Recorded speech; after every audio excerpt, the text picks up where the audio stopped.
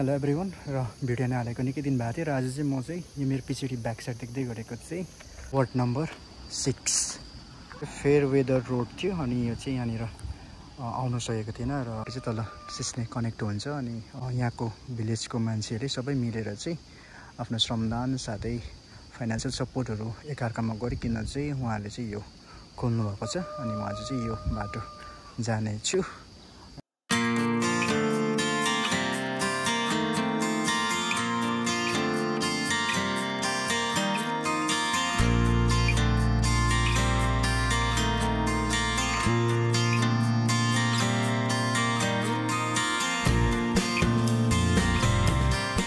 यही जन्तुले चाहिँ बाटो खोलेको है। यो चाहिँ हाम्रो अरुण ब्रदरको घर।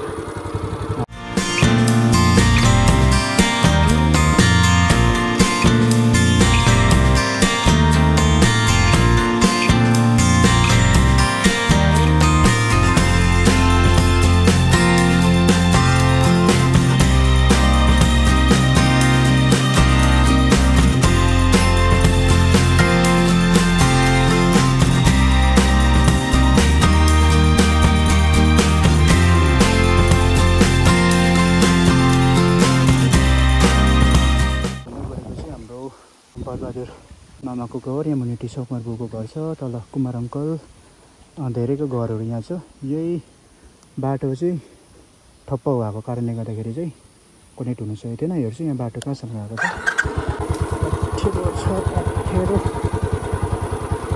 यता पनि खोलिसक्नु भएको रहेछ।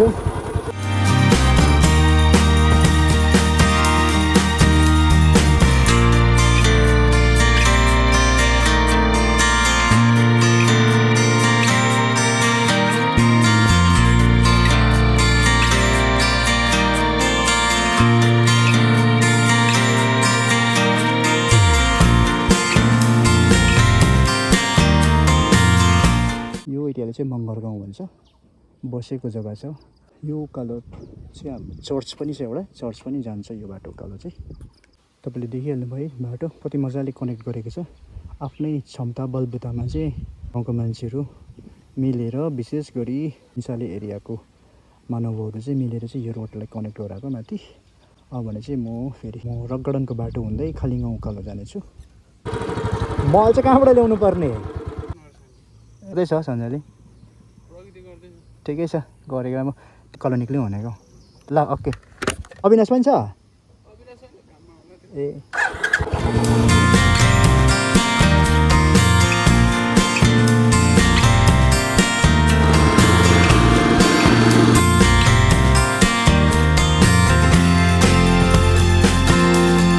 रक गार्डन छ यहाँ माथि।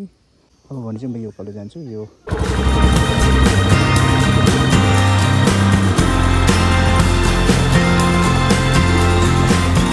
यहाँदेखि चाहिँ बाटो एकदमै रफ छ। माथिबाट साइड यहाँ कनेक्ट हुन्छ होला, माथिबाट हो अफ रोडिङको लागि रेडी।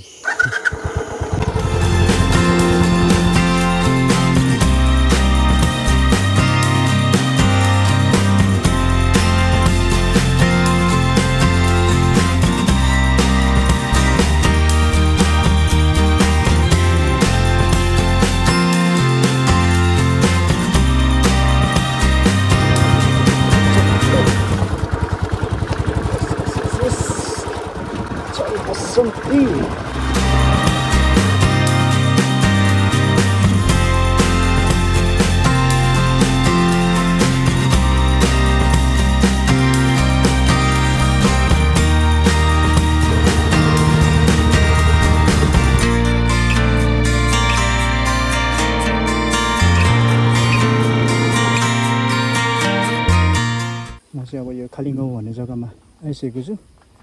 अनि यहाँको पनि मानिसहरू ज्यादा जस्तो चाहिँ सबै खेती किसान नै गर्नुहुन्छ। आज शनिबार, भोलि हाट लाग्छ सन्डे, त्यसले गर्दाखेरि सायद सबै बारीमा हुनुहुन्छ होला। यहाँ चाहिँ सबैले खेती गर्छ।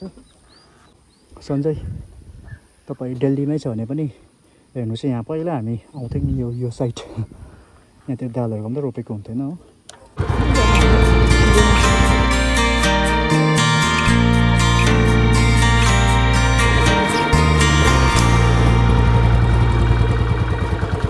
यहाँसम्म त बुलेट बाजेले मलाई ल्याइपुऱ्याएको छ। अब यहाँदेखि अलिकति रफ रोड छ।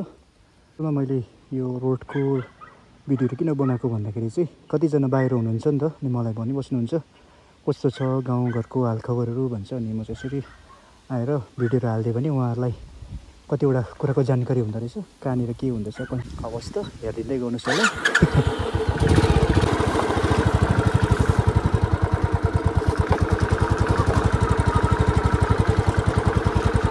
घाँस काट्दै रहेछ त्यो नयाँ रोड हेर्दै आएको। तलपट्टि सुदेशले जोडिसक्यो भने कि त्यहाँदेखि एकछिन चढेर आज फेरि यो उकालो पनि जानु पऱ्यो भनेर नि। हुन्छ बु।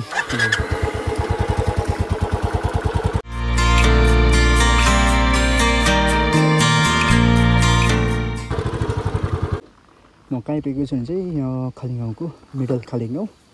यहाँनिर चाहिँ हाम्रो सञ्जित दादा हुनुहुन्छ। हाम्रो प्रोफेसनली चाहिँ पुलिस कर्मी हुनुहुन्छ उहाँ। हेर्नुहोस् न, यो चाहिँ विलुप्त भइसकेको छ। यो चाहिँ कमान्डर महिन्द्र कम्पनीको कमान्डर हेर्नुहोस् है, उहाँले चाहिँ मेन्टेन गरिराख्नु भएको छ है। एन्टिक पिस हो यो पनि, त्यसै चाहिँ पाउँदैन है, एकदम राम्रो छ है। यसरी स्याहार सुट गरेर राख्नु भएको छ उहाँले चाहिँ। उहाँको घर चाहिँ यहाँ हो, भए देखिरहनु भएको छ। चोर जस्तो के गर्दैछ भन्दैछ होला। म कस्तो देख्दैछु, म चाहिँ यस्तो छु। अहिलेको जेनेरेसन भनेपछि यो चाहिँ अहिलेको हामी स्कुल जाँदाखेरि यही गाडी हो हाम्रो लागि त, लग्जरियस गाडीहरू। यसमा नि स्कुल जानु पाउन कस्तो मजा लाग्थ्यो नि। यो उता साइड चाहिँ सामसिङकै यो एरिया, यो उकालो चाहिँ गेलिङ भेमसिङ गाउँ के भन्छ मलाई त्यस्तो थाहा भएन। अहिले त धेरै घरहरू पनि बाक्लो भएको छ, पहिला त निकै कम्ती लाग्थ्यो हामी केटाकेटी हुँदाखेरि। भनेपछि मेरो भन्नुको मोरल अफ द स्टोरी, म बुढो भएछु। बुढो कलेज जान्छु। अब चाहिँ तपाईँहरू हेर्नु चाहिँ यहाँ माथि चाहिँ के लिचीको अरचाड भनौँ, मतलब गार्डनै छ भनौँ न।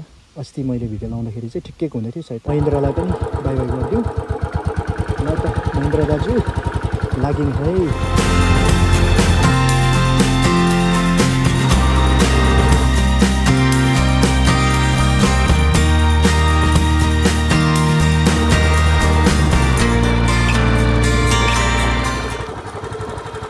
चाहिँ अस्ति मैले लगाएको थिएँ, यहाँ मुनिपट्टि डल्लै पाकेको छ। अब चाहिँ हेर्नुहोस् है, यहाँ मुनि गयो भने त लिची लिची तपाईँले यहाँ कति छ कति खानुहुन्छ हेर्नुहोस् है, सबै पाकेको छ है। चाहिन्छ तपाईँहरूले उहाँले कन्ट्याक्ट गर्न सक्नुहुन्छ। कति बोटको त टिपिसक्नु भएको छ सायद आज होला। यहाँ चाहिँ हाम्रो किशोर भाइको घर हो। यहाँ माथि चाहिँ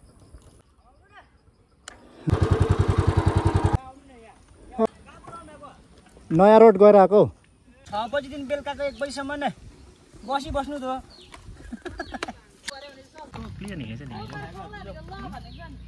गीत त घरिघरि दामी गीत गर्छ नि ललितले।